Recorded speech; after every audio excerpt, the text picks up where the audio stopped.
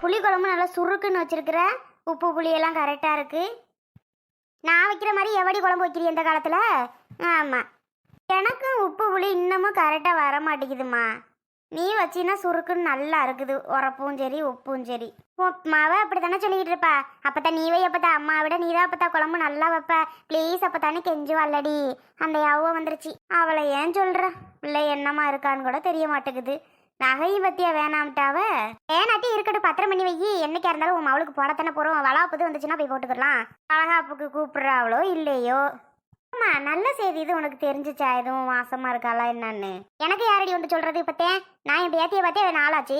எப்படி 10-15 நாள் இருக்கும். அன்னைக்கு ஒரு நாள் இந்த வயலுக்கு போயிட்டு இருக்கா, அவள் வீட்டு வழியா போனேன். அவள் எப்படி தென்படுவாளா பார்ப்போம் அப்படின்னு கொல்ல பக்கம் அப்பதான் நின்றுகிட்டு இருந்தா. எப்பதோ எப்படின்னா ஆத்தாடி நம்ம பேத்தியில நம்ம பார்க்கணும்னு நினச்சிக்கிட்டு வந்தோமே, கூப்பிட்டுட்டாலேன்னு போனேன். அப்புறம் அவள் மாமியாக்காரி சத்தம் போட்டாலும் என்னன்னு தெரியல, ஓடி போயிட்டா.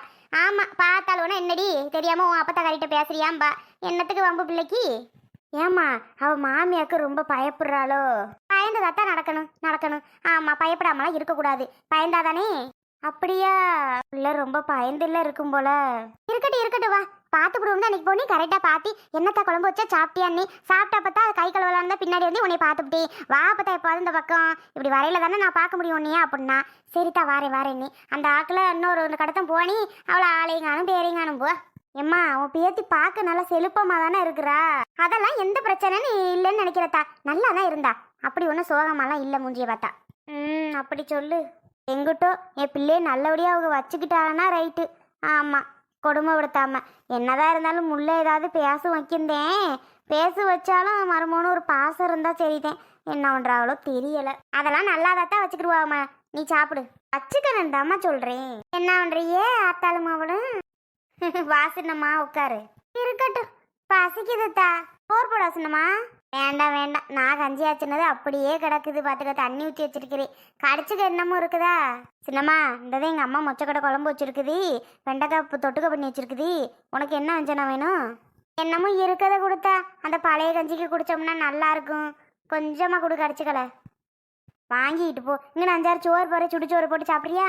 ஐயே, நாங்கள் சோறை தின்னுட்டு போனேன்னு வையி, அங்கே ஏன் சோறை யாரை சாப்பிடுவா? அரிசியை போட்டு வடிச்சு நான் வீணா கொட்டுறதா? நான் இங்கே கஞ்சி இருக்கு, நான் குடிச்சுக்கிறேன். தொட்டுக்க மட்டும் கொஞ்சம் கொடு. சரி சின்னம்மா. ஓ மாவோட்டு கதையை பேசின மாதிரி இருந்துச்சு. என்னடி என்ன பேசாம இருக்கிறாவும் ஆத்தாகாரி? பேசாம என்ன, இப்போதான் தலையை வலிச்சிச்சு இப்படி படுத்திருந்தேன். அம்மா மகோட்டு கதையை தான் பேச முடியும், அப்புறம் யாரோட்டு கதையுமா பேச முடியும்? மகன் நினப்பாவே தான் இருக்கிற என் மக. என்னத்த சொல்ல இருக்காதா முத்தம்மா? பின்ன நீ என்ன பேச்சு பேசுகிற முத்தம்மா? அதே ஓ மக அங்கே கூட அந்த முள்ள ஒரு நேரம் பேசினாலும் புருஷன் அரவணைச்சிக்கிறேன். ஆனால் உன் மவளை நாச்சியம்மை விட்டு கொடுத்துருந்தேன்னு வையி, அங்கே நடக்கிற கூத்தெல்லாம் உனக்கு தெரியுமா? என்னடியா சொல்கிற? அருவியை கொடுத்துருக்குற அவளே, அதைதான் கேளு. அந்த அருவி பிள்ளைய நாச்சியம்மை படுத்தாத பாடம் இல்லையா? இப்போ மாசமாக வேற இருக்கிறாளாம் அவ.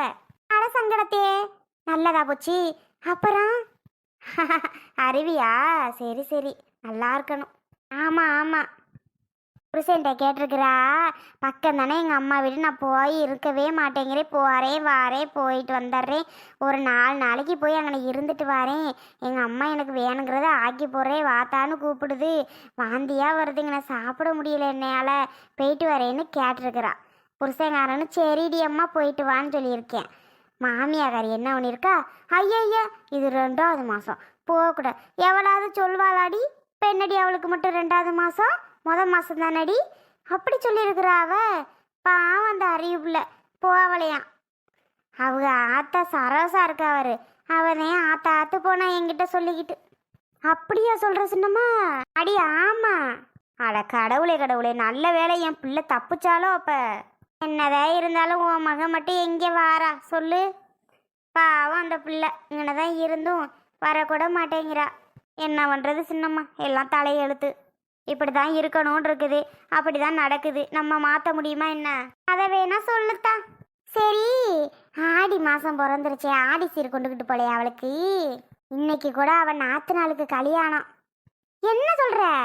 ஆமாடி, உங்களுக்கு தெரியாதா சம்மந்தி வீடு? இன்னைக்கா கல்யாணம்? ஆமாம் வண்டி முத்தழகு, சரியான பணக்கார மாப்பிள்ளையும். என்னமோ இன்ஜினியர் ஆமில்ல, மாதம் 3 லட்சம் சம்பாதிப்பேன் போல. அம்புட்டு பெரிய பணக்காரனா முடி. அதை பிடிச்சிருக்கிற அந்த முல்லை பார்த்துக்க. இன்னைக்கு மவளுக்கு கல்யாணம்னு அவ வீட்டாளுகளே போச்சே. ஊரு சனம் யாரையும் கூப்பிடல போல. உனக்கே சொல்லலையா? அப்படியே சொல்றியா? நமக்கு இந்த விஷயம்லாம் ஒன்றுமே தெரியாது சின்னம்மா. பாரு, உங்களுக்கு கூட ஒன்றும் தெரியல. உன் மக உங்க கூட பேசுறதா இருந்தா தெரிஞ்சிருக்கும் எல்லாம். அவளும் பேசுறது இல்லைல்ல, அதான் விஷயம் ஒன்றும் தெரியல போல. ஆமாம் ஆமாம். உன் மகளுக்கு ஆடி சீரெல்லாம் கொண்டுட்டு போலையா? நீ வேற சின்னம்மா, பேச்சுவார்த்தையே இல்லாமல் இருக்குது. எனக்கு ஆசைதான் ஆடி சீரை கொண்டுகிட்டு போனால் அது இதுன்னு வாங்கணும், பிள்ளைக்கு துணிமணி எடுக்கணும் அப்படின்லாம் ஆசை தான் சின்னம்மா இருக்குது. என்ன பண்ணுறது, போகாமல் வராமல் சூழ்நிலையாக போச்சு. என்னத்துக்கு பார்த்துக்குருவோம் மெதுவா பேசுகிறப்ப. ஆமாம் ஆமாம், அது சரிதான். சரி, ஒரு கிண்ணத்தில் கடிச்சிக்க கொடு, நான் போய் சாப்பிட்றேன், பசிக்குது. தயிர் எடுத்தாரேன். நீ வாட்டுக்கு மனசில் இதையும் குழப்பிக்கிட்டு இருக்காதடி முத்தழகு. எதுவாக இருந்தாலும் பார்த்துக்கிறலாம், சரியா? சரி சின்னம்மா. என்ன மேடம், ஹாப்பியா? நீ சொன்னதை நடத்திட்டனா? என்ன அப்படி கேட்குறாரு ரவீன்? நடத்திட்டேனாவா? ஐயோ, இந்த நாளுக்காக நான் எவ்வளோ நாள் வெயிட் பண்ணிட்டு இருந்தேனா தெரியுமா ரவீன்? ஹாப்பியாக இருக்கேன். இப்போ தான் எனக்கு வாழ்க்கையே ஃபுல்ஃபில் ஆன மாதிரி இருக்குது. அவ்வளோ ஒரு ஹாப்பியாக இருக்கேன். நீ கூட 1 இயர் 2 இயர்னு சொன்ன. ஆனால் அதுக்குள்ளே எவ்வளோ சீக்கிரம் நடக்கும் நான் நினச்சே பார்க்கல அரவிந்த். நான் நம்ம கல்யாணம் ஒரு 2 வருஷம் ஆகும்னு தான் நினச்சிட்டு இருந்தேன். ஆனால் இவ்வளோ சீக்கிரம் நடத்தி காமிப்பேன்னு நான் நினச்சே பார்க்கல அரவிந்த். இந்த அரவிந்தை பார்த்து என்ன நினச்ச? ஹலோ, நான் சொன்னது 2 வருஷம்தான். ஆனால் அதுக்கிடையில் இப்படிலாம் நடக்கணும்னு ஏற்பாடு பண்ணி என்னோட முடிச்சாச்சு. எப்படிதான் உன்னால மட்டும் முடிஞ்சதோ தெரியல. இன்னும் வரைக்கும் நீ யாருங்கிறது எங்கள் அம்மாவுக்கு தெரியாது, எங்கள் அப்பாவுக்கு தெரியாது, எனக்கு மட்டும் தான் தெரியும். ஏன் தெரியாது? அவங்களுக்கு மருமகன்னு எல்லாருக்கும் தெரியும். அப்படி என்ன உனக்கு மட்டும் தான் தெரியும்னு சொல்கிறா? இல்லை அரவிந்த், அதான் எனக்கு மட்டும்தான் தெரியும். நீ என்ன சொல்கிறதுன்னு தெரியல. சரி சரி, டைம் ஆகிட்டே இருக்கு, சீக்கிரம் தாலியை கட்டணும். ஓகே. என்ன சாமி, என்ன பண்ணிட்டு இருக்கியா? நல்ல நேரம் முடியறதுக்குள்ள தாலி எடுத்து கொடுங்க. ஆகட்டும் ஆகட்டும். இந்தாப்பா, எல்லாரும் கும்பிடுங்க. மாலையிடும் சொந்தம், முடி போட்ட பந்தம், பிரிவென்னும் சொல்ல அறியாதது. அழகான மனைவி, அன்பான துணைவி அமைந்தாலே மடி மீது துயிலே, சரசங்கள் பயிலே, மோகங்கள் ஆரம்பமே.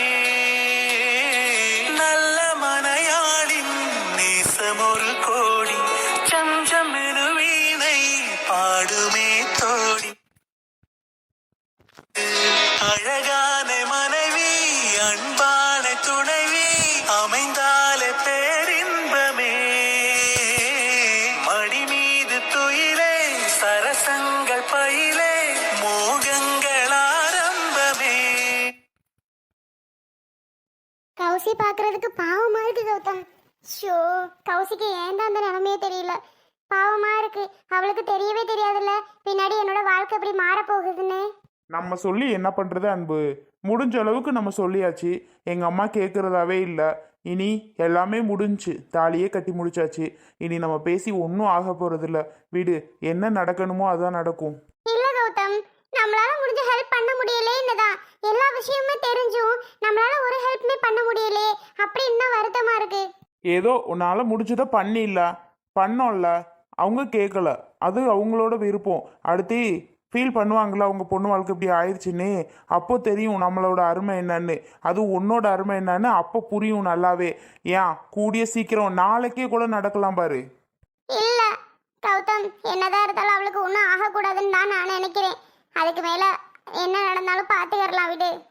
கௌசிக்கு ஒரு பிரச்சனைனா நம்ம நிற்க மாட்டோமா என்ன? ஏங்க, நம்ம பொண்ணும் மருமகனும் என்ன அழகா இருக்காங்க இல்லைங்க? ஆமாமுல்ல.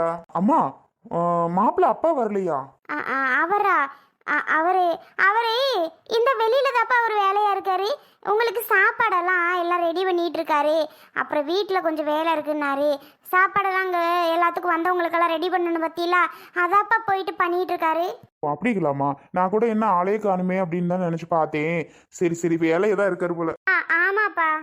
சரி சரி சரி, மாப்பிள்ளை பொண்ணு எழுந்து அப்படி சுற்றி வாங்க. சரிங்க சாமி. கௌசி எந்திரி. ஏலா கிருஷ்ணா, பத்தியா கௌசிக்கு ஏற்ற மாப்பிள்ள தாண்டா. நான் கூட என்னமோ நினைச்சேன் என் மருமகம் இல்லையே, நல்ல மாப்பிள்ளையா தான் பிடிச்சிருக்கிறான், பரவாயில்லையே. ம் ஆமாம்மா, மாப்பிள்ளை சூப்பர் மாப்பிள்ளை, குடும்பமும் நல்ல குடும்பமாக தான் இருக்கும் போல. ஆனால் சிம்பிளாக ஏன் கல்யாணத்தை நடத்துனாங்கன்னு எனக்கு ஒன்றுமே புரிய மாட்டுக்கு.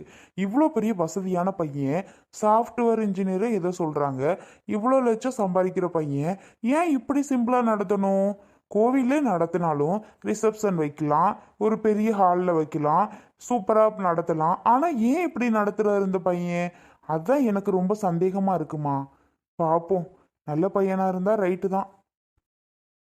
ஆனால் சிம்பிளாக ஏன் கல்யாணத்தை நடத்துனாங்கன்னு எனக்கு ஒன்றுமே புரிய மாட்டுக்கு. இவ்வளோ பெரிய வசதியான பையன், சாஃப்ட்வேர் இன்ஜினியரு ஏதோ சொல்கிறாங்க, இவ்வளோ லட்சம் சம்பாதிக்கிற பையன் ஏன் இப்படி சிம்பிளாக நடத்தணும்? கோவிலே நடத்தினாலும் ரிசப்ஷன் வைக்கலாம், ஒரு பெரிய ஹாலில் வைக்கலாம், சூப்பராக நடத்தலாம். ஆனால் ஏன் இப்படி நடத்துகிறார் இந்த பையன்? அதுதான் எனக்கு ரொம்ப சந்தேகமாக இருக்குமா. பார்ப்போம், நல்ல பையனாக இருந்தால் ரைட்டு தான்.